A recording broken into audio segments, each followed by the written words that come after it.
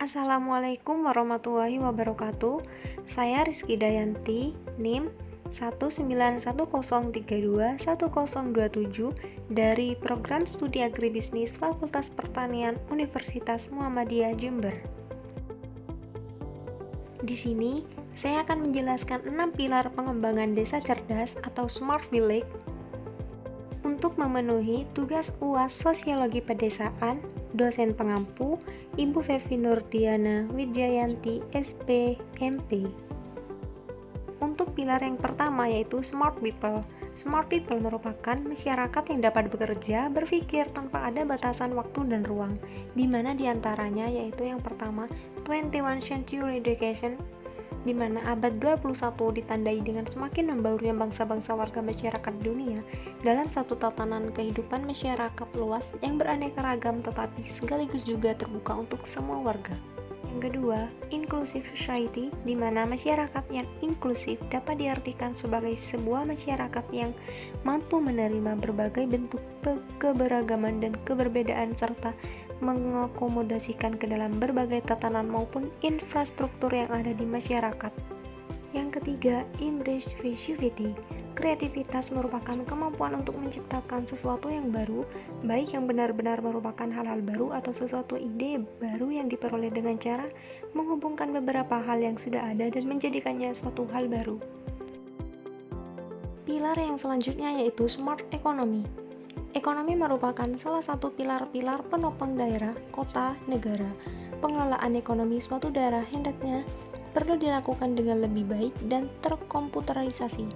Implementasi dan penilaian Smart City pada bagian dimensi Smart Economy meliputi dua hal, diantaranya proses inovasi dan kemampuan daya saing. Dalam Smart Economy terdapat 3 bagian, di mana yang pertama, Entrepreneurship and Innovation. Inovasi merupakan sebuah kekhasan dari entrepreneurs, pewirausaha, sebuah alat yang mereka gunakan untuk menggali peluang dalam perubahan untuk membangun sebuah bisnis yang berbeda. Yang kedua, productivity. Produktivitas merupakan sebuah konsep yang menggambarkan hubungan antara hasil dengan sumber untuk menghasilkan hasil tersebut.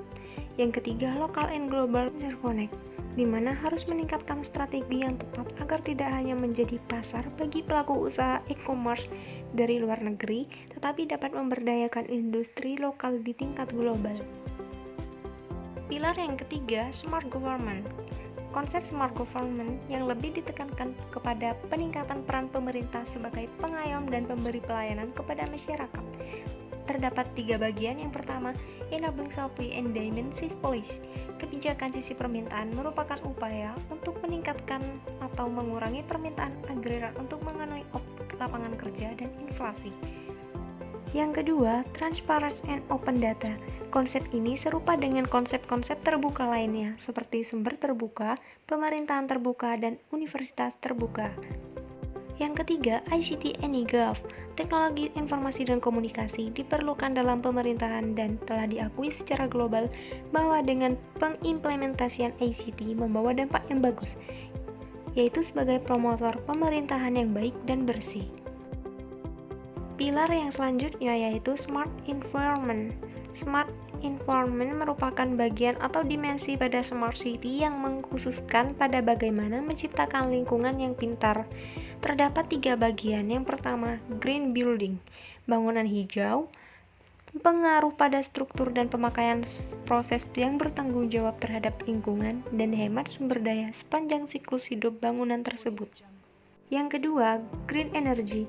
Energi ramah lingkungan atau energi hijau merupakan suatu istilah yang menjelaskan apa yang dianggap sebagai sumber energi dan tenaga yang ramah terhadap lingkungan. Yang ketiga, Green Urban Planning. Kota hijau akan dapat terwujud oleh adanya kesadaran, niat baik, perencanaan yang cermat, kerja keras yang sungguh-sungguh oleh semua pemangku kepentingan secara sinergi. Pilar yang selanjutnya yaitu Smart Living. Terdapat syarat dan kriteria serta tujuan untuk proses pengelolaan kualitas hidup dan budaya yang lebih baik dan pintar. 3 bagian diantaranya. Yang pertama, culturally vibrant and happy. Sebagai masyarakat, ada kalanya kita merasa sangat bersemangat dan termotivasi untuk bekerja. Yang kedua, safe. Salah satu kriteria dalam Smart Village merupakan smart living yang berarti suatu ide atau gagasan mengenai bagaimana menciptakan kondisi lingkungan menjadi lebih efisien, lebih aman, lebih sehat, dan estetis. Yang ketiga, healthy. Menerapkan gaya hidup sehat juga menjadi hal yang paling penting. Pasalnya, menurut Organisasi Kesehatan Dunia, pola makan tidak sehat dan kurangnya aktivitas fisik merupakan faktor risiko kesehatan global yang utama. Pilar yang terakhir yaitu smart mobility. Mobilitas sosial merupakan perpindahan posisi atau kedudukan seseorang atau kelompok orang dari satu lapisan ke lapisan yang lainnya. Terdapat 3 bagian. Yang pertama, mixed modal akses. Akses modal campuran mencakup menggunakan 2 atau lebih modal transportasi dalam perjalanan. Yang kedua, clean and non-motorized option. Opsi bersih dan tidak bermotor merupakan elemen kunci dalam menyediakan transportasi perkotaan yang bersih dengan mengurangi penggunaan kendaraan pribadi dan membuat berjalan dan bersepeda lebih menarik sekaligus meningkatkan transportasi umum.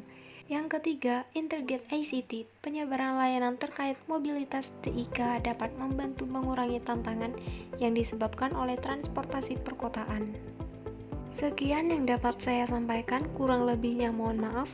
Wassalamualaikum warahmatullahi wabarakatuh.